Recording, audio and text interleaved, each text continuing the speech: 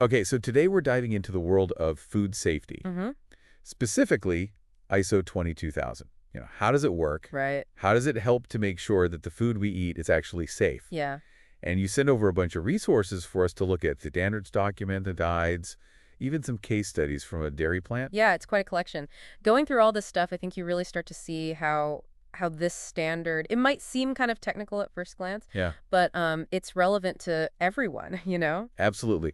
So to start off, can we maybe break down what ISO 22000 actually is? Like, what does it stand for? Why should people even care? Well, ISO, that stands for the International Organization for Standardization. Okay, And their 22,000 standard, this is all about a system for managing food safety, okay, a globally recognized system. gotcha. And what's interesting is it takes what's called a process approach, which basically means it considers every single step in the food chain, Hmm, from the farm where the ingredients are grown, wow. all the way to your table when you're actually eating it. So it's not just about the end product, like when it's already in the store. Exactly, yeah. Okay. It's about building safety and at every stage, making sure that everyone involved, like the farmers, the manufacturers, the retailers even, they're all speaking the same language when it comes to this stuff. So it's like a universal translator for food safety. Yeah, I like that. Yeah, it reminds me of some other ISO standards, like the quality management ones, the environmental management. Yeah, there are some common principles for sure that run through all the ISO management system standards. Uh-huh. They all emphasize things like focusing on the customer, strong leadership, and this drive for continuous improvement. Yeah. Now, in these materials you sent, there was a lot of talk about food safety management systems, or FSMS. Yes. Can we unpack that a little bit? What exactly does that mean? Yeah, and FMMS is basically like the backbone of, any organization that's really serious about food safety. Think of it as a structured system they put in place to manage the risks. Okay. It goes beyond just, basic hygiene, you know what I mean? Yeah. There's a lot more to it. So, like, what are we actually talking about here? What are the building blocks of an FSMS? According to ISO 22000, of course. Well, first you got what are called your prerequisite programs. These are like foundational hygiene and sanitation practices, the non-negotiables like hand washing, pest control, cleaning, and stuff like that. The basics. Yeah, the basics, but it builds on that. You also have what's called hazard analysis and critical control point principles. Okay, hazard analysis. Tell me more. Yeah, this is where it gets interesting. Okay, It's about being proactive, not reactive. right. So you systematically identify and evaluate every potential hazard that could happen in the process. So, like what? Give me some examples of hazards. Well, you got biological hazards like bacteria and viruses, chemical hazards like residues from pesticides, and even physical hazards. Physical. Like what? Yeah, like a piece of glass or metal that accidentally gets into the food. Oh, wow. So they're thinking about anything that could go wrong. Exactly. And then they figure out, okay, how do we control these hazards? Okay. And that's through carefully chosen what are called critical control points. CCPs. CCPs, yeah. Okay, so what are those?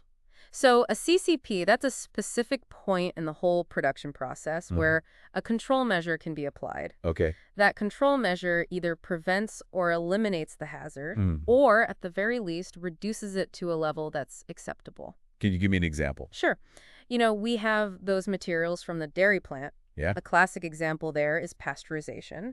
So they're heating the milk up to a very specific temperature for a very specific amount of time, and that eliminates harmful bacteria. Uh-huh. So that's the control measure. Right. And the temperature and the time, those are your critical limits. So they're finding those make or break moments and putting in those controls.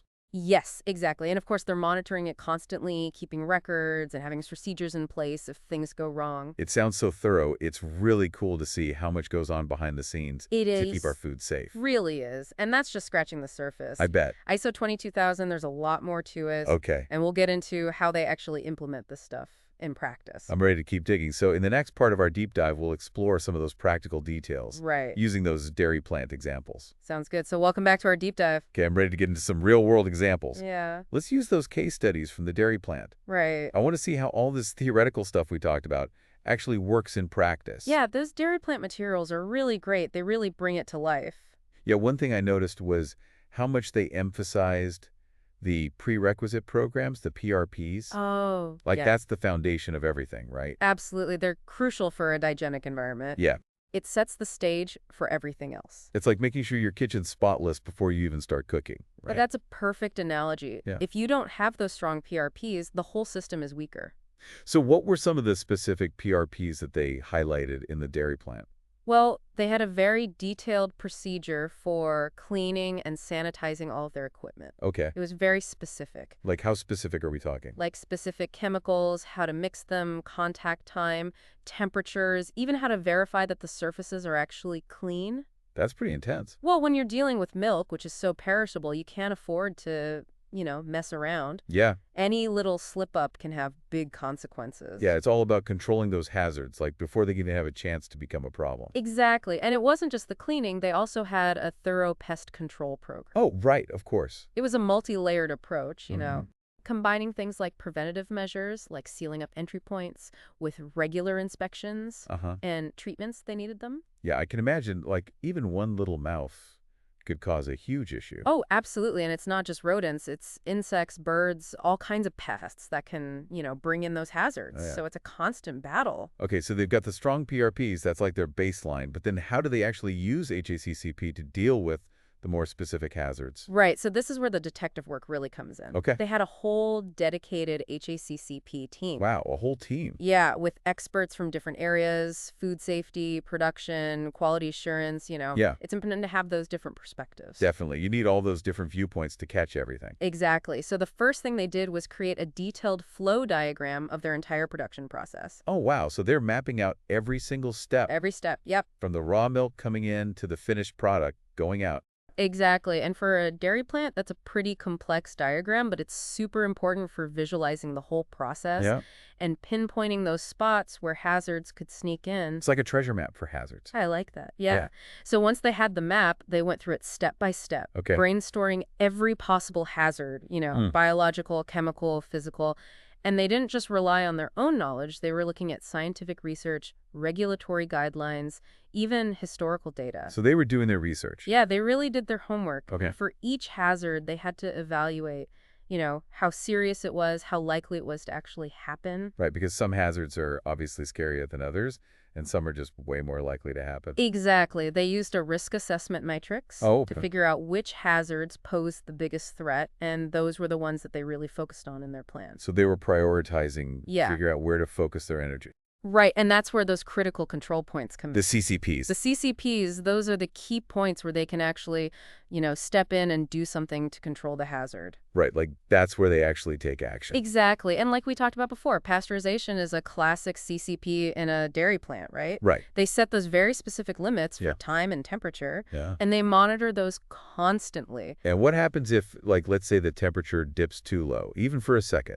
Then they have a procedure in place to divert that batch of milk Oh, okay. and repasteurize it. It's all about those backup plans, So they're not just hoping for the best, they're really planning for the worst case scenario. Exactly, and they're documenting everything. That's a huge part of ISO 22000. Yeah, the documentation. Being able to show that you've done everything you're supposed to do. Right, so it's not enough to just do it. You got to be able to prove it. You got to prove it, and that documentation is also important for traceability. Right. If there ever is a problem, they can track it back to the source. Okay. Figure out what happened. It's like a safety net for the whole system. That's a great way to put it. And all of this, the PRPs, the HACCP plan, this isn't just for dairy plants. Oh, right, of course. These principles can apply to any food business. Yeah. Whether it's a small bakery or a massive facility. Right. That's what I find so interesting about ISO 22000. Yeah. It really is a universal language for food safety. It is, and when it's implemented correctly, it makes a huge difference in preventing those foodborne illnesses. Which can be devastating. Yeah, very serious. Okay, so we talked about documentation being a big part of implementation,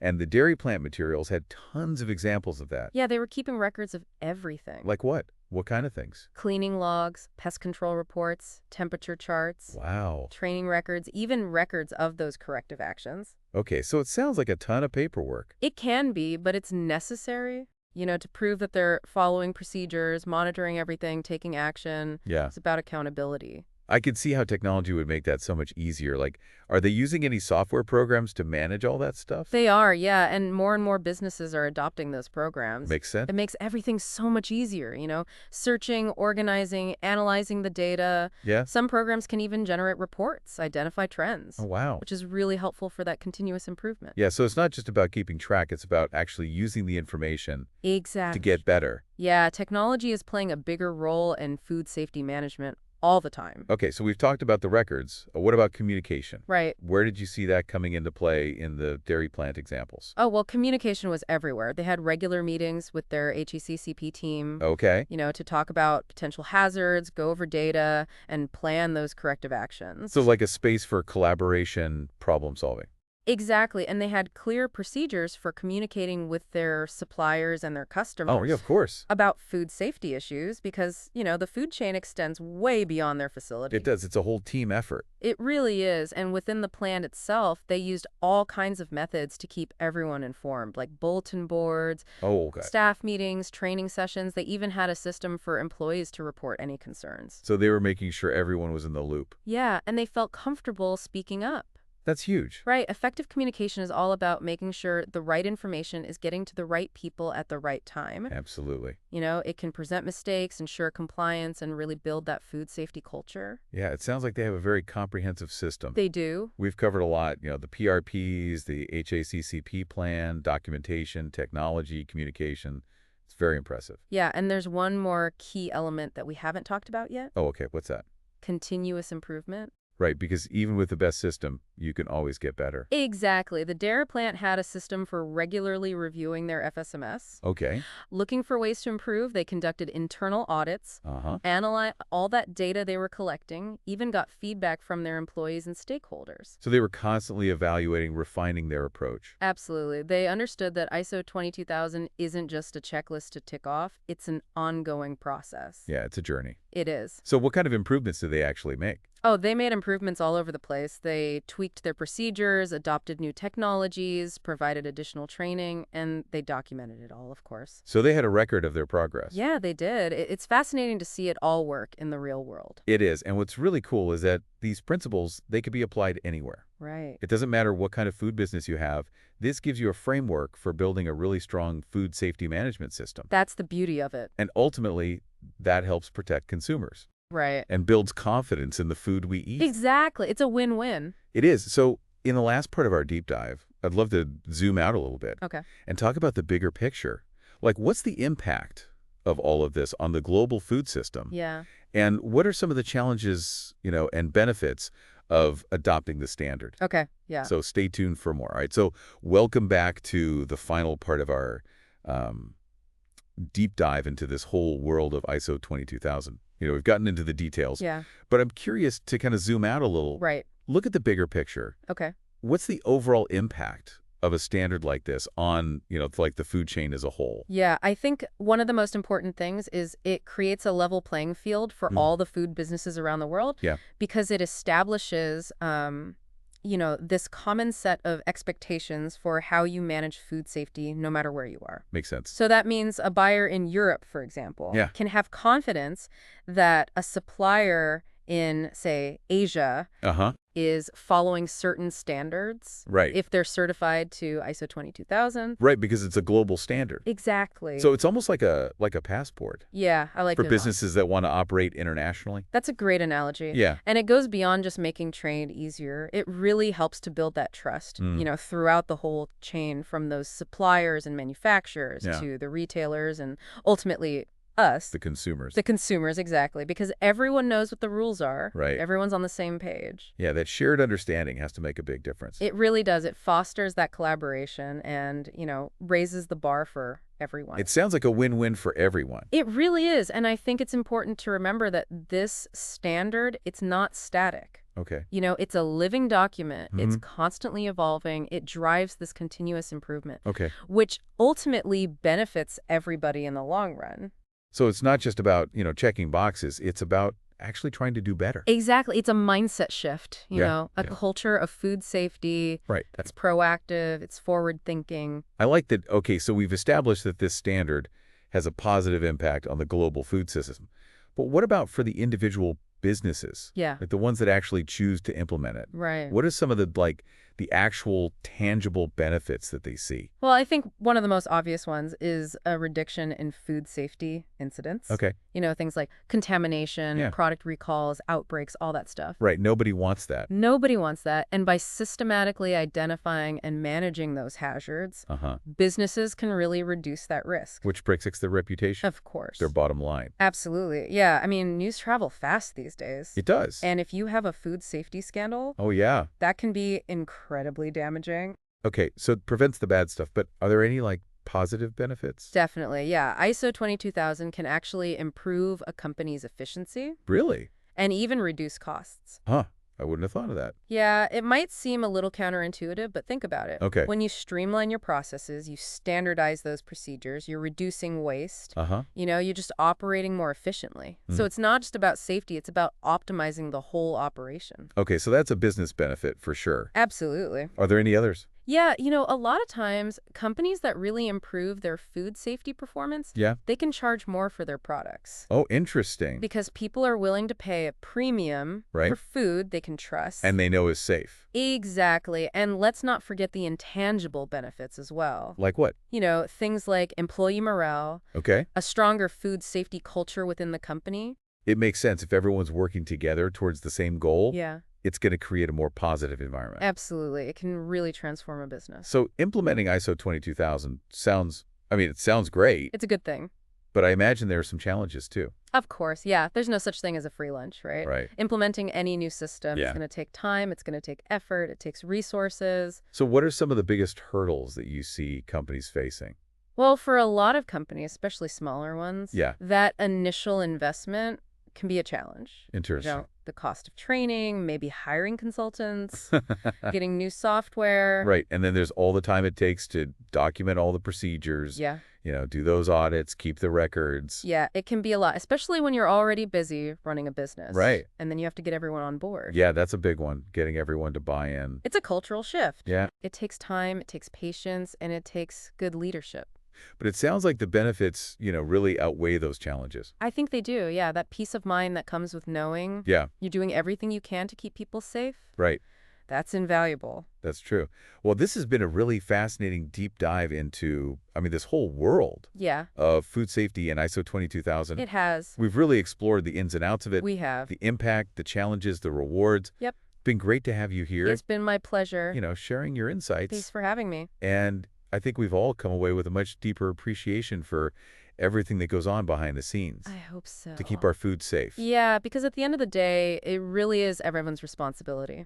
That's a great point. Next time you sit down for a meal, just take a minute to think about all the people Yeah. who worked so hard to make sure that food is safe to eat. That's right. Thanks for joining us on this deep dive.